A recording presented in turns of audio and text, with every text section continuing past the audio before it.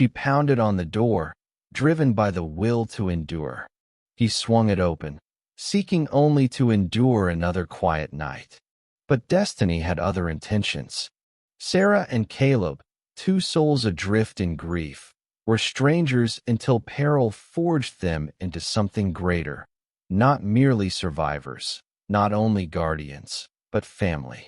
The wind wailed through the valley, a tormented creature. Snow slashed sideways, tearing through the fading light, swallowing all in its wake. No paths, no signs, only endless white.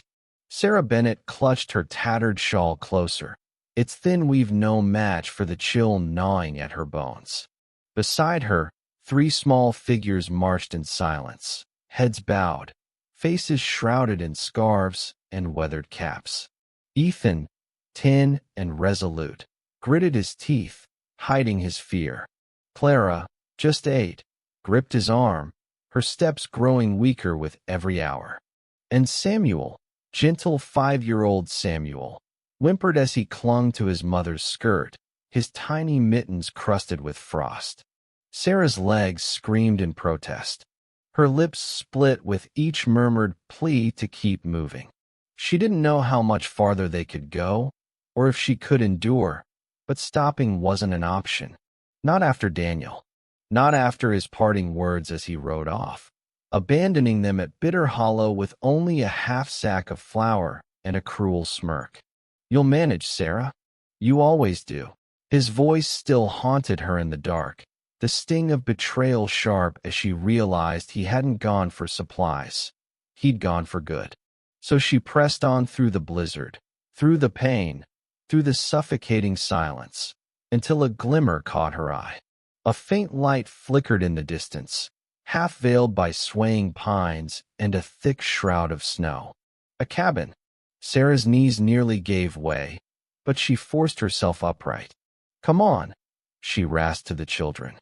"Just a bit farther." They staggered the final 100 yards, collapsing against the door. Sarah's numb knuckles rapped once, twice, 3 times. Nothing.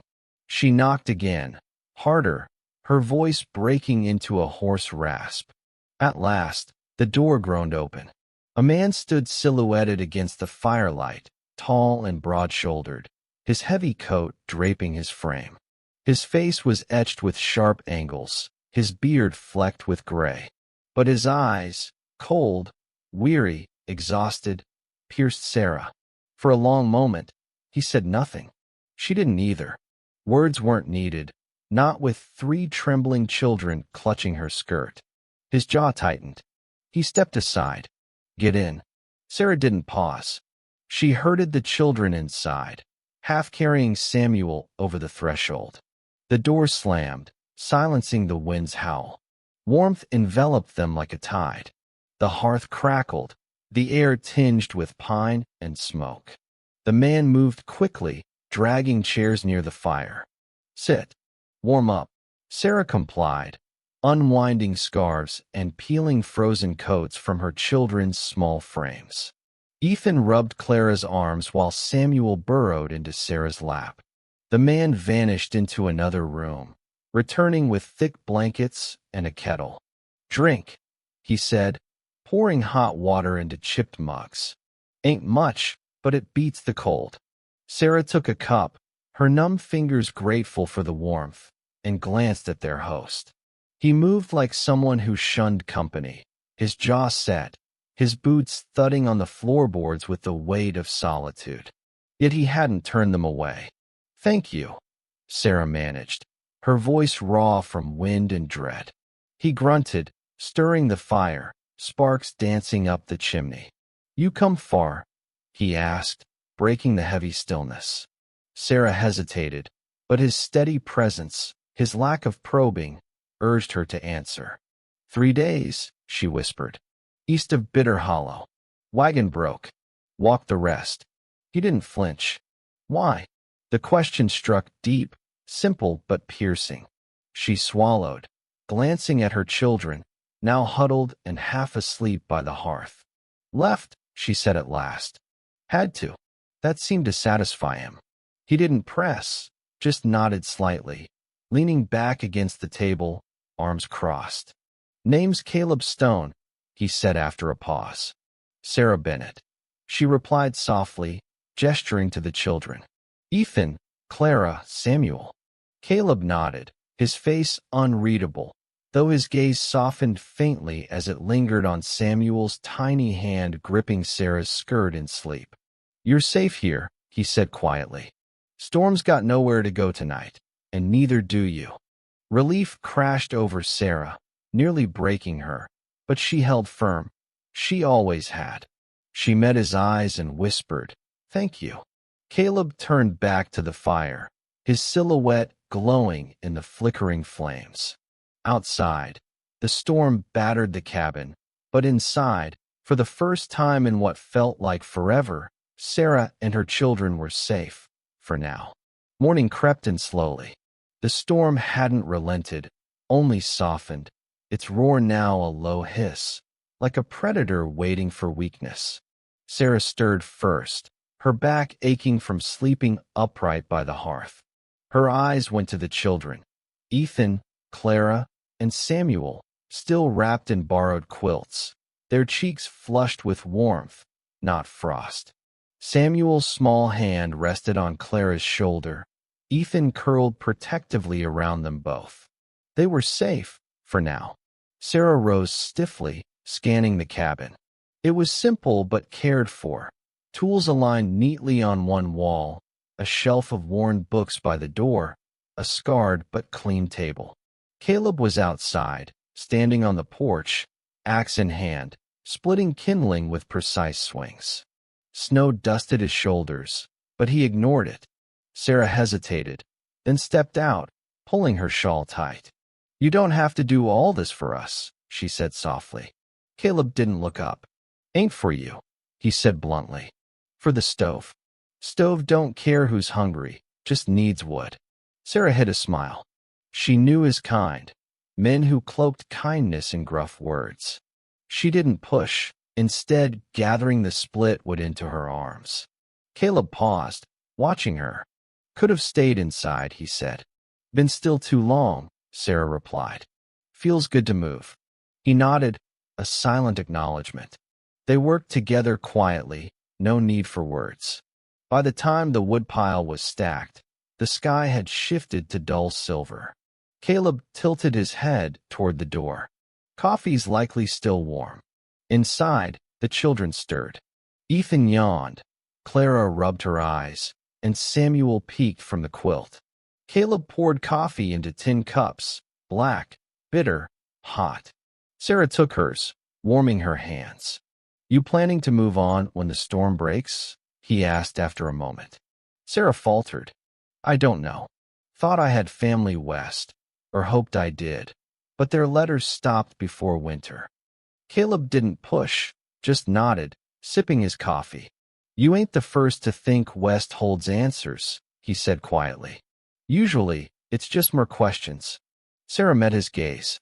For a fleeting moment, something passed between them, shared understanding. They were both remnants, left behind by the world. As the day unfolded, the children settled. Ethan helped Caleb with the animals, hauling hay and breaking ice. Caleb taught him how to swing an axe efficiently. Clara stayed inside, helping Sarah mend torn mittens and cook a thin stew, asking soft questions about Caleb, why he lived alone, why he had no family. Samuel shadowed Caleb, his small voice brimming with questions. "What's that knife for? Do bears come here? Can I have a horse someday?" Caleb answered each one patiently. "That," he said, pointing to the rifle by the door, "is for bears. Knives for wood or tough knots." By evening, the cabin's silence had softened, becoming warm, familiar. The children giggled by the fire. Sarah smiled, stirring the stew, glancing at Caleb as he whittled a delicate bird. She noticed his hands, slow, deliberate, shaping more than wood. "You carve well," Sarah said quietly. Caleb looked up. "Something to do when the wind won't quit." Sarah studied him. "I think," she said carefully, "you're kinder than you show." Caleb didn't quite smile, but his lips twitched, a small victory. Night fell slowly. After supper, the children curled up by the hearth, half asleep. Sarah and Caleb sat at the table, the lamp casting a soft glow. Outside, the storm eased, but the cold pressed against the windows. "Thank you," Sarah said suddenly, voice low but firm. Caleb raised an eyebrow. "For what?" "For letting us stay. For not asking too much." He looked away, his gaze settling on the sleeping children. "Didn't seem like you needed more questions," he murmured. "Seemed like you needed rest." Something in Sarah's chest loosened. "I did," she whispered. Silence settled. Not heavy, not empty, just right. Caleb stood, stretching. "Storm's breaking. Tomorrow, you can leave if you want." Sarah nodded, but the thought twisted her stomach. Leaving, returning to a world that had broken her. Staying, though, was a thought for another night. For now, they were safe. The fire burned steady, and for the first time in ages, Sarah dared to hope safety might last. Morning broke with pale, hesitant light. The sky held no snow, just heavy gray. The storm was gone. Caleb stepped onto the porch, boots crunching snow, smelling change, not just spring creeping through winter, but something deeper. Inside, Sarah and the children stirred. Ethan folded quilts, eager to help. Clara braided her doll's yarn hair, humming. Samuel trailed Caleb, asking about animals, trees, life beyond the snow. It felt normal, too normal. Caleb distrusted normal. By noon, Sarah stood in the doorway, wiping her hands, eyes on the ridge where the trail vanished into pines. "Think it's safe now?" she asked softly. Caleb set down his axe, wiping frost from his brow. "Safe ain't something this land gives," he said. "But it's quiet. That's something." Sarah nodded, doubt clouding her face. They worked side by side. Caleb mending a fence, Sarah sweeping the cabin, humming as the children played. It felt rooted, settled. Then came the sound. Hoofbeats, steady, unhurried. Caleb heard them first, his eyes narrowing toward the trail. A rider appeared, tall, lean, in a fine wool coat. Two more followed. The first removed his hat, revealing slick-back hair and a smug smile. Caleb knew the type, entitled Dangerous. "Afternoon," the man called, voice smooth. Caleb didn't answer. Behind him, the cabin door creaked. Sarah stepped out, wiping her hands, then froze. "Daniel," she breathed. Caleb didn't need to ask. The man dismounted, boots sinking into snow, tugging off gloves with deliberate cruelty. "Hello, Sarah," Daniel Vaughn drawled. "Took a while to track you down." Sarah moved closer to Caleb, shielding her children. "What do you want?" Her voice was thin but steady. Daniel's smile widened, cold. "No welcome for your husband? You stopped being that when you left us to die at Bitter Hollow." He'd scared, shaking his head. "Don't be dramatic, darling. I've reflected. You and the children need care, structure, a man's guidance." Caleb stiffened. "This ain't your place," he said flatly. Daniel's gaze slid to Caleb, sizing him up. "And you're the man they're under now." He chuckled, mean. "Widow shacks up with a stranger. Real wholesome." Caleb didn't blink. "You left them to die?" "I didn't." Daniel's charm cracked, lips curling.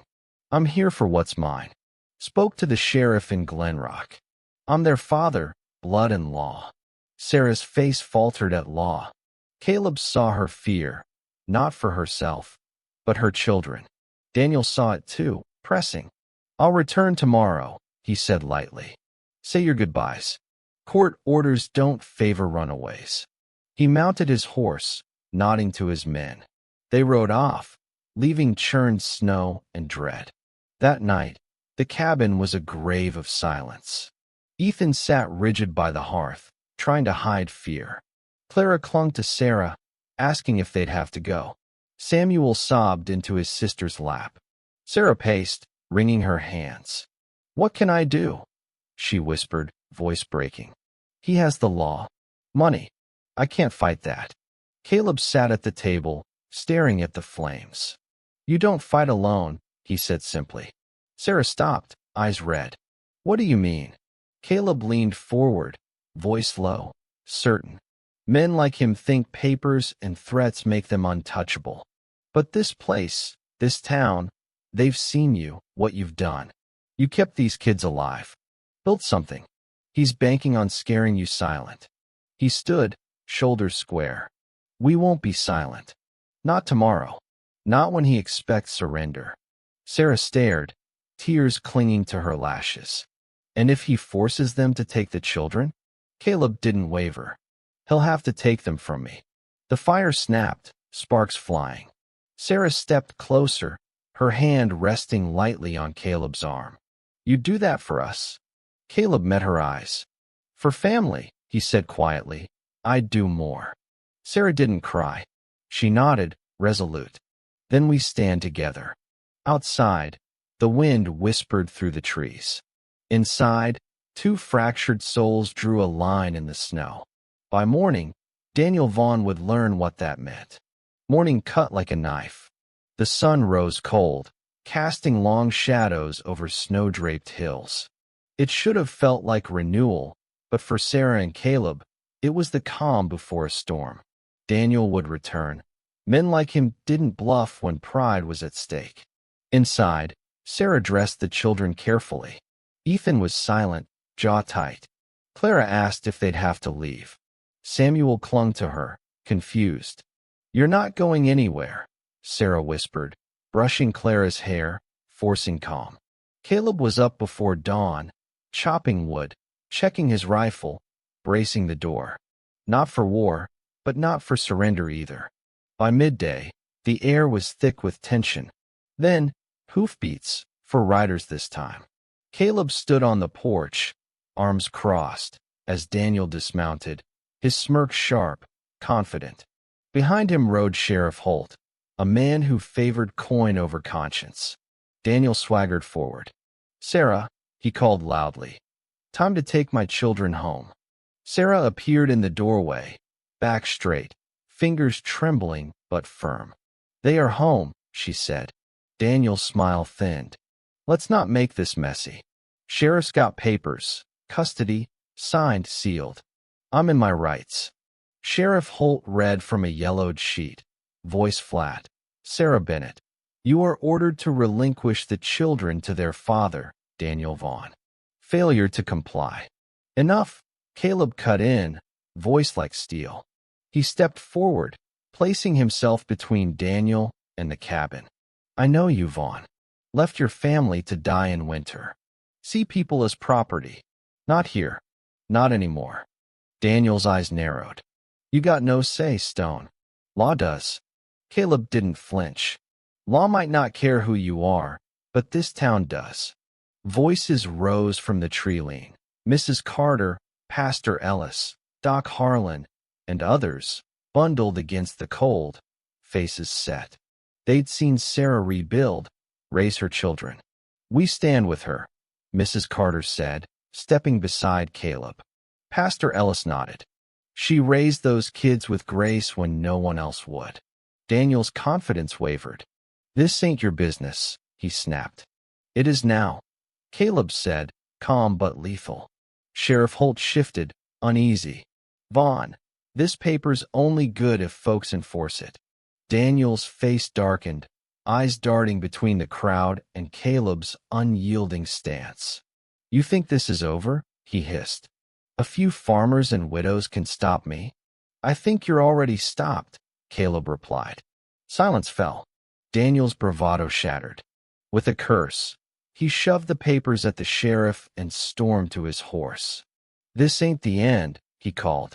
No, Caleb said quietly. It's the beginning. Daniel rode off, defeated but still dangerous. The sheriff followed, sagging. The townsfolk lingered, offering Sarah kind words before leaving. They didn't celebrate, they'd shown up. That was enough. Inside, the tension broke. Sarah stood by the window, watching the riders vanish. Her hands shook, but not from fear. Caleb stood beside her, close enough for her to feel his warmth. "He'll come back," she said softly. "Maybe," Caleb said, "but so will we. Every day, as long as it takes." She looked at him, something inside her opening, not in fear, but relief. She leaned against his shoulder. "You didn't have to stand for us," she whispered. "I did," Caleb said, his hand resting on her back. "You're not alone anymore." They stood in the fading light, not savior and saved, not strangers, but family. Outside, winter clung to the land. Inside, by the fire, with the children's soft breaths, Sarah and Caleb stood firm. For the first time in ages, neither felt cold. Days grew lighter, not because Daniel's threat was gone, his shadow still loomed, but because the worst hadn't come. The children were here. Sarah was here. And Caleb, who'd spent winters alone with only silence, was no longer alone. Spring crept in. Snow melted, rivulets whispering past the porch. Buds pierced the soil, green splashes Sarah admired each morning. Laughter returned like a rediscovered melody. Ethan helped Caleb with repairs, his hands growing steady. Caleb taught him knots, tool sharpening. Clara and Samuel gathered stones by the creek, weaving daisy chains. One afternoon, Caleb carved Clara a fox, curious and delicate, and Samuel a whistle, which he blew until Sarah laughed so hard she sat down. That laugh startled Caleb. His cabin hadn't echoed with such joy in years. One evening, as Sarah wiped flour from her hands after baking, Caleb sharpened his knife, his eyes drifting to her. The children slept, exhausted from chasing fireflies. A quiet hung, expectant. "They're happy here," Sarah said softly. Caleb nodded. "They should be." She hesitated, then sat across from him, leaning forward. "But are you?" Caleb set the knife down, meeting her gaze. "For a long time," he began, voice rough with tenderness. "I wanted quiet. Thought it was better than carrying loss. Then you came, you and them." He nodded toward the children's room, where giggles slipped through. "Quiet ain't always peace. Sometimes it's empty." Sarah's throat tightened. "I didn't mean to stay so long," she admitted. Caleb smiled faintly. "I didn't mean to want you to." Her fingers brushed his. "We don't have much," she whispered. He laced their fingers. "Got enough." Her eyes shimmered. "You really want us here, Caleb? Not just till spring, not till the threat's gone, for good." "I see this place different because of you," he said. "Hear it different. Feels like home again." Her breath caught. "Say it," she whispered. "Please." He held her gaze, voice soft as the fire's crackle. "Stay, Sarah. Make this your home. Make us your home." That was enough. Tears fell as she crossed to him. Caleb stood, and Sarah pressed her forehead to his chest, arms tight around him. He held her, not with hunger, but promise. Promise of mornings with bread and laughter, nights by the fire, carving stories and dreams. Later, Ethan stirred, finding Caleb by the window, staring at the moonlit valley. "Caleb?" the boy asked. Caleb turned. Ethan hesitated, scuffing his foot. "Is it okay if we call this home now?" Caleb's throat tightened. "Yeah, Ethan," he said. "It's home." Ethan nodded, relieved, then paused. "Is it okay if I call you something else too?" Caleb's chest tightened. "What's that?" Ethan stepped closer, whispering, "Pa." Caleb didn't speak. He pulled Ethan into a fierce hug, the boy's arms tight around him. Sarah watched from the doorway, smiling, her hand on her heart. Outside, winter faded. Inside, home rooted itself in the walls, the fire, the beating hearts. Spring bloomed fully. The creek sang, buds burst, grass stretched toward the sun. But winter's shadow lingered, one last act. Hoofbeats, familiar, measured. Caleb knew before he saw him. Daniel Vaughn, alone, his fine coat dusty, bravado worn. Caleb stood on the porch, hands calm. Sarah stood visible in the doorway, composed. Ethan, Clara, and Samuel stood with her, heads high. This was their fortress. Daniel dismounted, boots dragging in mud, lacking his old arrogance. Caleb waited. I came for them, Daniel said, voice rough, uncertain. Caleb raised an eyebrow. Courts settled that last time. Daniel sneered weakly. Courts change. So do people. Caleb's voice cut. Not you. Daniel's jaw tightened, his gaze flickering to Sarah. What is this? He spat. You play family with my wife? Raise my kids. Sarah stepped forward, resolute. They were never yours, Daniel. You gave them fear, left them to die. Caleb gave them what you couldn't. Daniel scoffed, hollow. I was their blood. Blood, Caleb said. Don't keep them warm, mend toys, or tuck them in. Didn't teach Ethan to split wood, Clara to read better, Samuel to smile. Ethan spoke, bold. You're not our pa. Clara echoed, steady, Caleb is. Samuel nodded solemnly. Daniel's shoulders sagged, words hitting like stones. He looked at Sarah, regret, perhaps, or just loss. Without a word, he mounted and rode off, not looking back. This time, it felt final. That evening, the cabin glowed. Caleb whittled by the hearth. The children played. Sarah stirred stew, her hair soft. No storm outside, no storm within. After dinner, alone by the fire, Sarah stood before Caleb, eyes certain. I meant it, she whispered.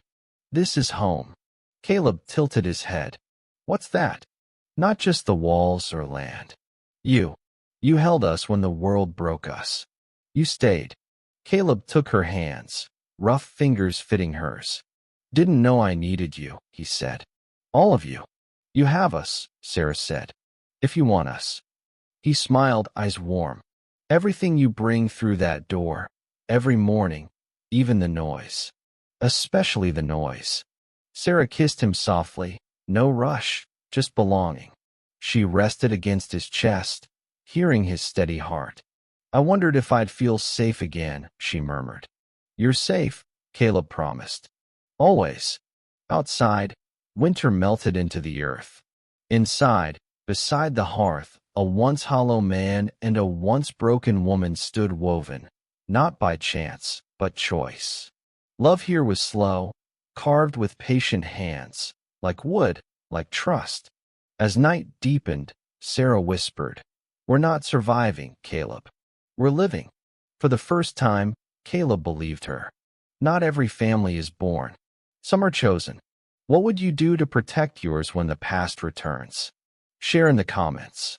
Your voice matters.